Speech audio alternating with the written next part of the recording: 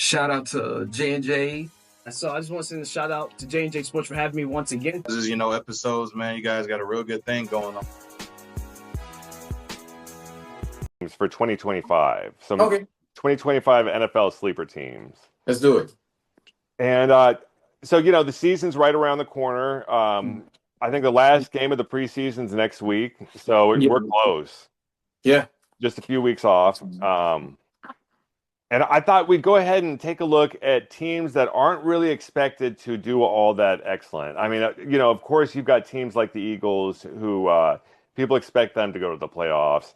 Chiefs, Bills, teams like that. But let's take a look at five teams who maybe aren't expected to do as well. And I thought, let's go ahead and start it off with the Arizona Cardinals at number 5. Okay. And, they've been rebuilding for a little while now. And it's interesting. They did decide to keep Kyler Murray in the long term. And I think things are starting to come together with them, with that connection between Murray and wide receiver Marvin Harrison Jr. That's somebody who you had covered in a topic a few months back. I think last year about him getting drafted and the tradition passed on from his father for the wide receiver position. Absolutely. And, that was his rookie season in 2024. So going into his second year, he's going to look a lot sharper, I think. Oh, yeah, absolutely. My concern is Kyler Murray, really. Can he deliver to Harrison? Can he deliver to this other guys? Can he stay healthy? Can he do what he needs to do for this Cardinal teams? Because a lot of people are favoring them not to be as successful. But as long as he's doing his job, it should be great. Harrison should be able to shine. We did see some flashes from Murray and Harrison last year. Do you think that they'd be able to come a top 5 quarterback wide receiver tandem in the league? Absolutely. Absolutely. If they're able to just manage and figure it out how they need to do, they can be another Aaron Rodgers and Adams type of situation. So absolutely. And I was kind of curious, looking at their defense, and they've got Jonathan Gannon's, the head coach. He's a defensive-minded head coach, and he's bringing in this new scheme. I'm just curious how it's going to be able to compete with, you have Seattle, San Francisco has an excellent defense, and then LA has a pretty good defense too. Oh, yeah. So when you're looking at those teams, who do you think is going to come out on top? Definitely LA. LA Rams defense has been amazing. LA Chargers defense, I'm looking at it. They look like they're going to be a problem too, James. So I'm wondering what happened to San Francisco over the past few seasons. That they were in the Super Bowl multiple times, and right. It's crazy. We haven't really been mentioning them, and they used to be the factor back in our show, man. I don't know what's going on. Yeah, I know. Their wide receiver, he's no longer there. Number 19. Oh man, yeah, he got traded. Did he get traded, or is he a free agent now? I think he got traded. But also, I think maybe losing their defensive coordinator to Houston, D'Amico Ryans, I think that was probably what did. Oh yeah, because that was a big chunk. I mean, look how Houston is doing now compared to San Francisco. Amazing. And that just speaks volume. That makes you question the 49ers organization. Like, were they treating him right? What was the issue? You know what I mean? Because he's thriving in Houston. So next up, number 4, we've got the Indianapolis Colts. Did you maybe expect to see them do really well this season, or do you think maybe it's kind of unexpected for them?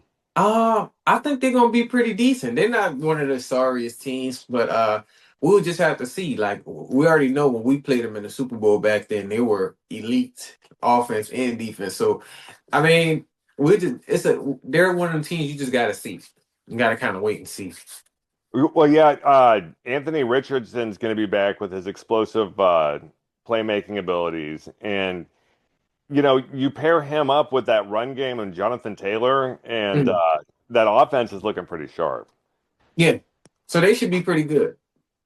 And I know he actually had a pretty good average intended air yards. So that was 9.5. So he was consistently pushing the ball down the field, which is Yeah, actually pretty interesting considering they have such an excellent run game. It seems like there's a good balance there. it is. That's good. Do you Absolutely. think Richardson will be able to stay healthy for an entire season? That's a good man. Honestly, I hope so. That's an I hope so for sure. Like I said, I know they covered him back then and how he was missing games and all of that. I pray he plays most of his games this season. So stay healthy at least most of the till mid at least. If he does stay healthy, do you think that they're going to stay over winning half their games? Yeah, they're gonna be a challenge for sure. If he plays healthy and plays, they're gonna be a challenge. Yeah, I'm looking forward to seeing what the Colts are able to do and how well they're going to be able to compete with the Texans. Yeah, same. And at number three, we've got the Los Angeles Chargers. And Mm. I think so. When you think of sleeper teams, you in LA, you'd probably lean more towards the Chargers than the Rams. Yeah, yeah, absolutely. But you know what, James? Honestly, I feel like LA Chargers are going to charge up this season. I really feel something. When I seen them play, I was like, oh yeah, they're going to do something. Well, yeah, I think both LA teams had made the playoffs last year, which is interesting. It seemed like the Chargers had kind of snuck in at the last second, but they have so much talent. And Yeah. they've got head coach John Harbaugh, and he's kind of reshaped the roster from his own to look like one of his own teams in 2025. And they're going to be run heavy. We're going to see a lot of that. Um, I'm also thinking about Justin Herbert. Do you think that he could thrive in a system that is run heavy? Uh, that's yeah. I mean, yeah, he gonna have to find a way because they be tearing him up in that pocket, James. I mean, he definitely has to find a way to. Yeah, their running back needs to be secured. He has to find a way to because they've been tearing him up for sure. Yeah, you've got the Chiefs are in their division they're competing with, and you look at other teams in the AFC. I mean, they might have to play Buffalo in the playoffs. Oh yeah, that's a challenge. That's definitely a challenge. And I wanted kind of to mention the Saints, man, a little bit. Like, I don't know what our guy is doing, the quarterback that we have, but he's playing scared. Tyler, I watched Tyler for the first time. James, one of these plays it just frustrated me. So it was a 1st and 20. He threw it. It was a two-man coverage, and he threw it just like the guy wasn't covered. Like it peed me off, you guys. I'm so sorry. I just had to bring that up, but. Yeah, James, it's crazy. It was a preseason play, though. Yeah, preseason game, Tyler Show, the guy they just drafted. He threw it for touchdown. It was good. Then I seen that 1st and 20 play. I'm like, dude, why are you rushing? It's 1st and 20. Get down the field. You know what I mean? Short passes, runs, get down the field. So I think you know, he just needs some good coaching for sure. Oh yeah, I definitely agree. Um, and then actually, I'm kind of curious though about plays like that. It's better to get those things out in the preseason. So do you think he's going to be able to go back and watch that play and maybe be like, I don't know why I did that. I'm going to fix it. Exactly. Yeah. Like I said, these are the mistakes. It's good that he's making mistakes right now. So that way, once regular season starts, it's like, okay, don't be like Derek Carr. Derek Carr was rushing. He was rushing everything he was doing. It's like, okay, I'm gonna take my time. If you're not a runner, you gotta find a way to stay out that pocket because them defense, they're not gonna play. You know what I'm saying, James? We didn't seen it plenty of times. So you got to know how to get out the pocket. One thing I can respect about Shador, he gets out that pocket, he runs. Quarter. That's the new thing now. So yeah, We're going to see a lot more scrambling or maybe a return to scrambling exactly. instead of just trying to rush things.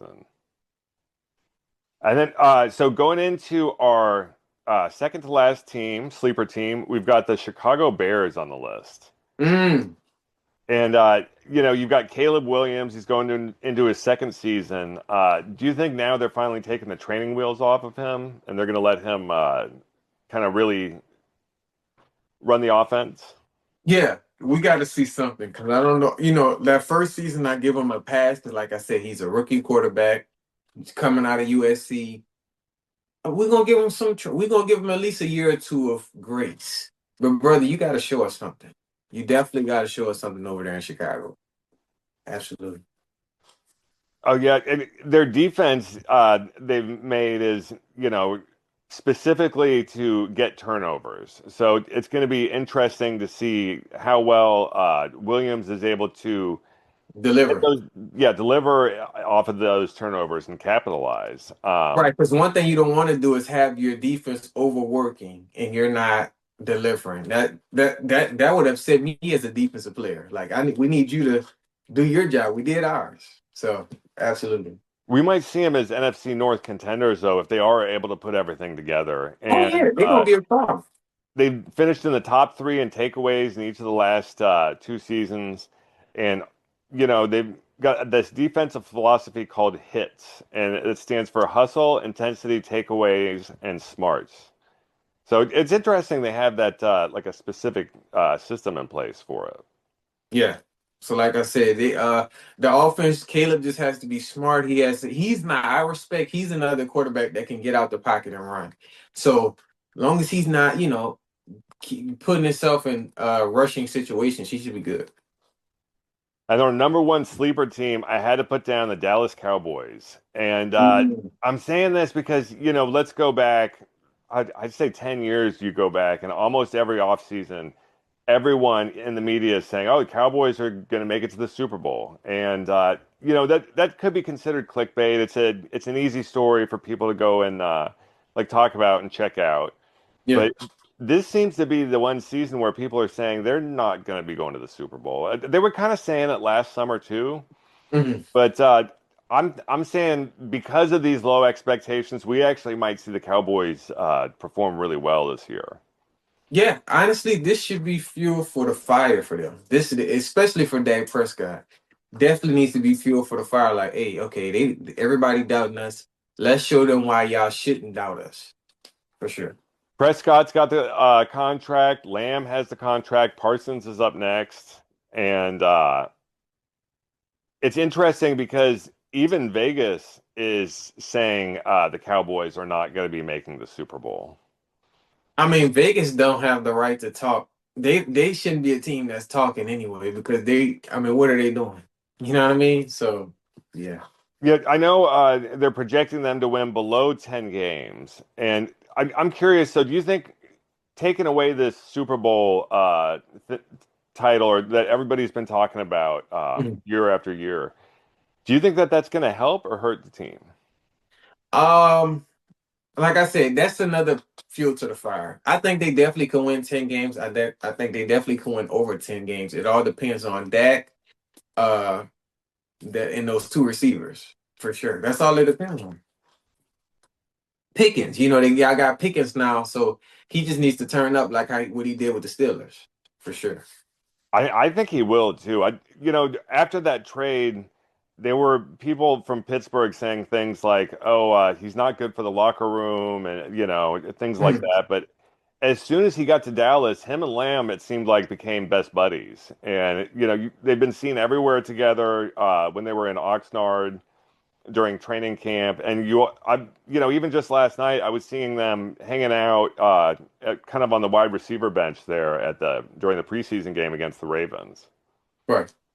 One Yeah. thing I will say about the Cowboys is they perform very badly in the preseason. They're not a very good preseason team, and Mhm. I would much prefer to see the wins in the regular season anyway. But Sure. I think the thing is, we want to see number three and number four players on the depth chart. We want to see that fire. We want to see them competing. We want to see a competition to try to get that number one spot. And, that's how we get the best players. But one more preseason game, we'll see how it goes.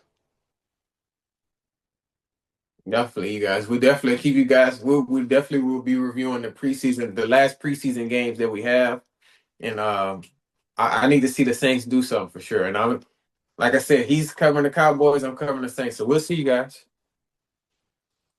And we've got about a And minute left if you want to. We've got less than a okay, minute. So. yeah, you guys. So that's the end. Okay, yeah. That's the end of our show, you guys. Episode 120. Jeremiah McKeel, James Juris, man, we're super excited. We're gonna keep delivering for you guys each and every week. Thanksgiving games, Christmas games. James, anything you got to cover? Everyone, please don't forget to like, subscribe, comment, message, and if there's anything, any topics, athletes or sports you want us to cover, just let us know. As always, though, you guys, I'm Jeremiah McKeel. I'm James Jurwitz. J&J Sports. Coming to y'all live in 2025.